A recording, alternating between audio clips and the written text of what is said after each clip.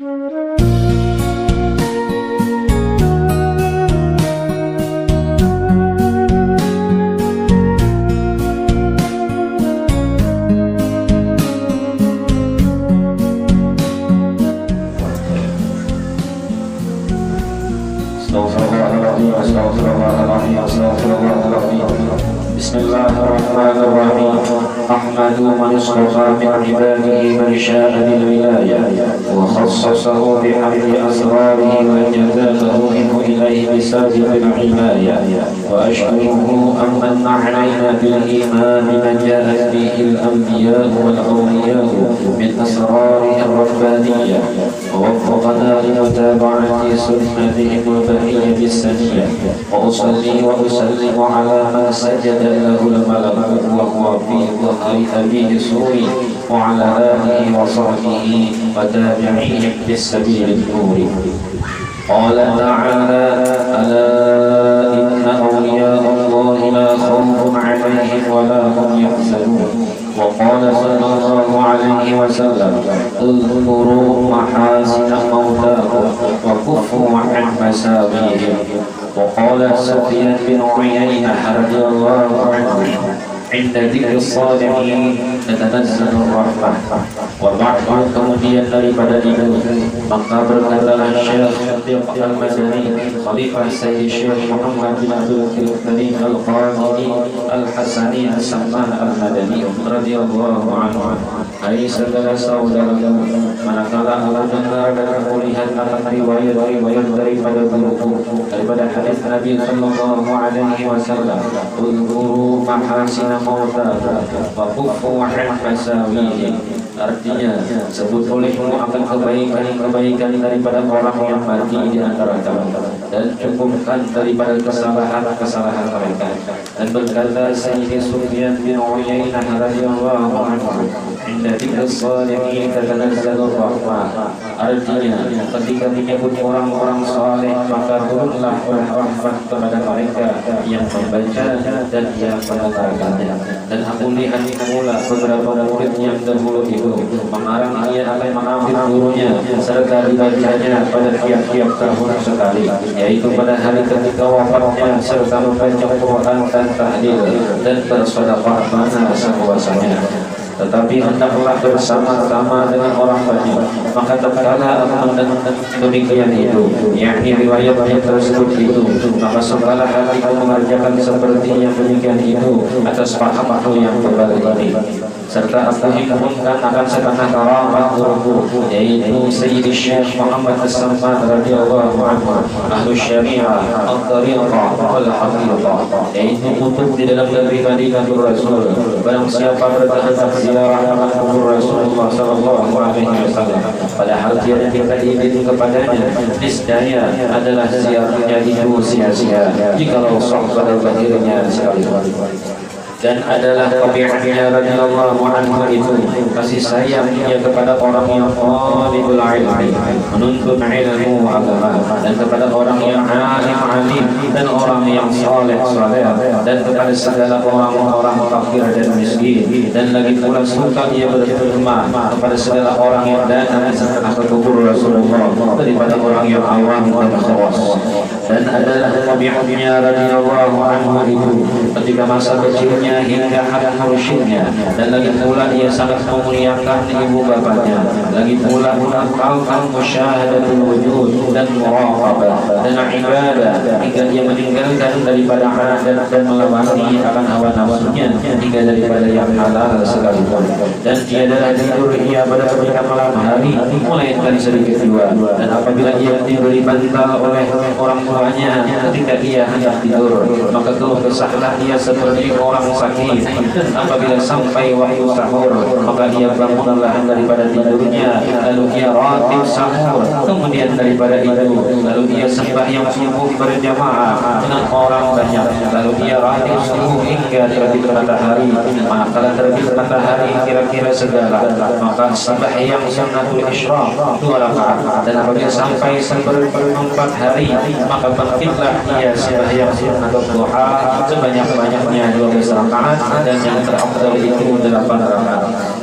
Dan lagi pula ia radhiyallahu anhu membanyakkan puasa sunat dan membanyakkan riyadhah dan menjauhi daripada kelezatan dunia hingga daripada yang halal sekalipun.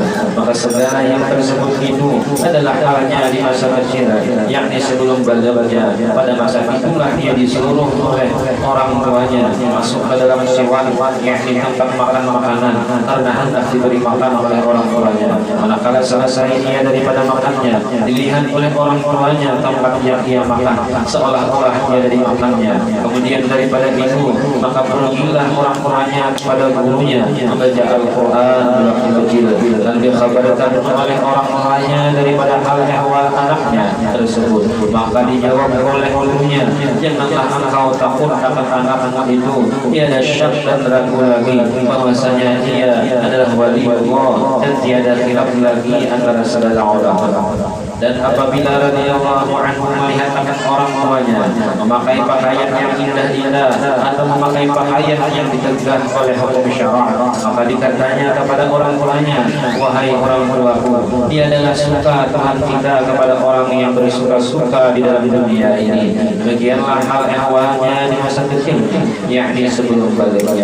Syahdan adalah hal Tuan Syekh Sayyid Muhammad As-Samman itu selalu di dalam zikrullah siang dan malam, dan ia suka uzlah, yakni menjauhi daripada bercampur dengan manusia dan masuk halwat, dan melazimkan ziarah ke Baqi'ul Gharqad, yakni segala istri Nabi sallallahu alaihi wasallam di dalam negeri Madinatul Rasul, serta hampir dengan masjidnya pada tiap hari, lalu ia berzikir dan membaca Al-Quran di tempat itu.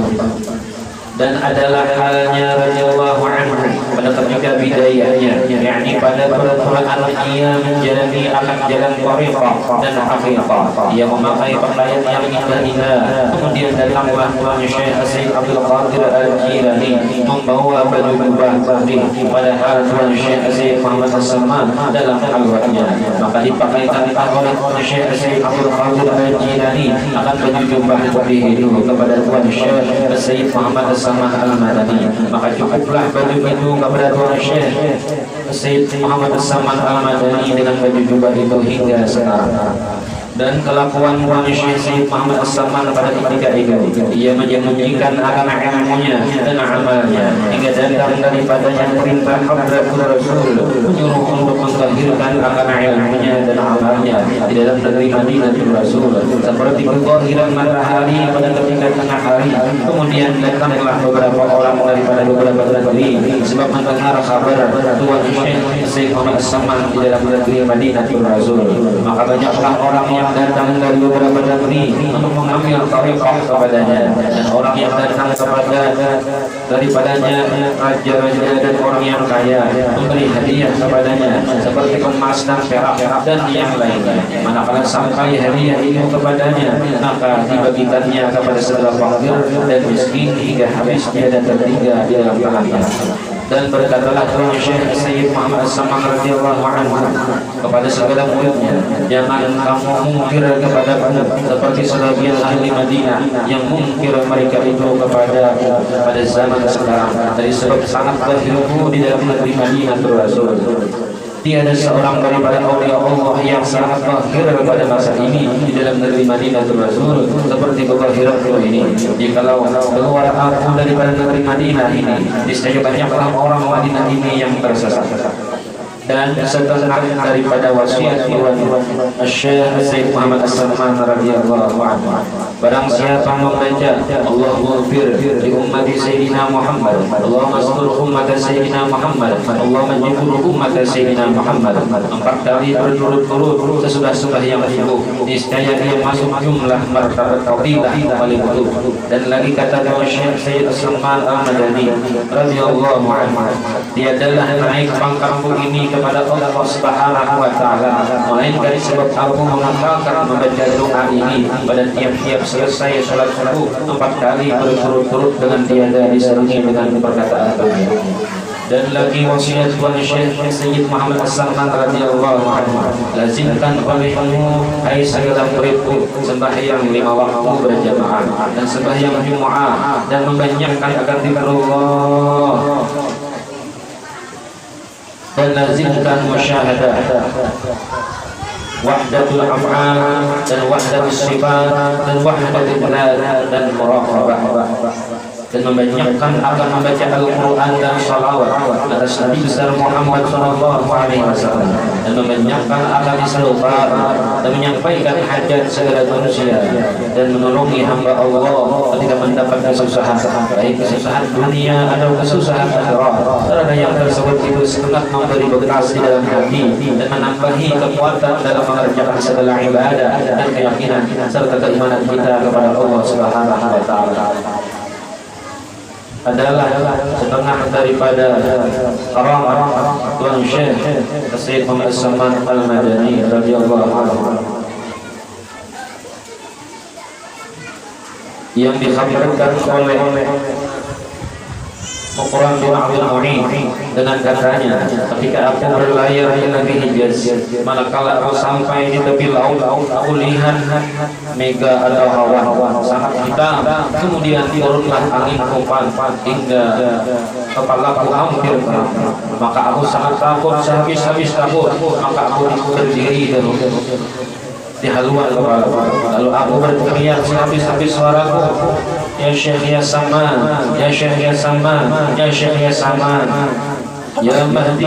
Maka tiba-tiba aku lihat ada dua orang berjalan di atas air datang ke kapalku. Seorang memegang sebelah kanan dan seorang memegang sebelah kiri. Kemudian berhentilah angin topan itu dengan berkah. Dua orang itu serta sampailah aku ke negeri itu dengan selamat. Dan setengah daripada karamah Tuan Syekh Sayyid Muhammad As-Samman radhiyallahu anhu, yaitu bahwa Syekh Abdullah Busri ia difitnah melakukan perbuatan yang salah, dan ia dipenjara di rantai besi di lehernya pada malam likur bulan Ramadan di Makkah Al-Mukarramah pada tempat yang bernama Babu Sa'adah. Manakala waktu Isya dibacanya tawassul Syekh Samman radhiyallahu anhu hingga sampai kepada ya Rafiqul Lil Abidi dari Muhammad Syahiri Bis-Sammani. Lalu ia berteriak sehabis-habis suaranya, ya Syekh ya Samman, ya Syekh ya Samman, ya Syekh ya Samman. Tiba-tiba jatuhlah rantai itu dari lehernya. Maka dirangkai orang kembali hingga 3 kali dalam 3 malam, dan setiap kali yang membaca tawassul yang tersebut itu, setiap itu pula jatuhlah rantai itu dari lehernya. Dan akhirnya diketahui orang ia adalah murid dari Tuan Syekh Sayyid Muhammad As-Samman Al-Madani radhiyallahu anhu.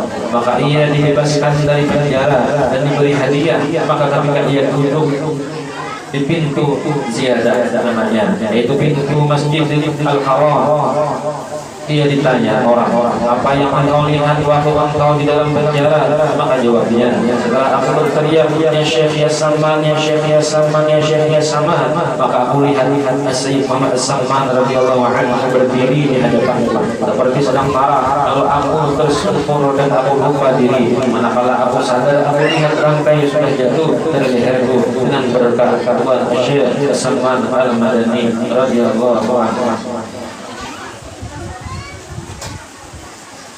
Dan adalah Tuan Syekh As-Samman Al-Madani, beliau dilahirkan pada tahun 1132 dari hijratul Nabi sallallahu alaihi wasallam di dalam negeri Madinatul Rasul, dan diwafatkan radhiyallahu anhu pada tahun 1189 hari Arbi'ah 2 Dzulhijjah al-Mubarak, dan dimakamkan di Baqi' berhadapan dengan perkumpulan segala istri Rasulullah sallallahu alaihi wasallam. Ini suatu faedah, barang siapa melazimkan membaca manaqib Tuan Sayyid Samman Al-Madani pada tiap-tiap tahun sekali serta orang banyak, dan membaca Al-Quran serta bertahlil dan bersedekah sekadar kemampuan, kemudian dihadiahkan pahalanya kepada Tuan Syekh Sayyid Muhammad As-Samman Al-Madani, apalagi ketika hari wafatnya, niscaya Allah akan menguasai rezekinya yang halal, dan lagi Allah akan menyampaikan segala hajatnya min umuri dunya wal akhirah. Al-Fatihah.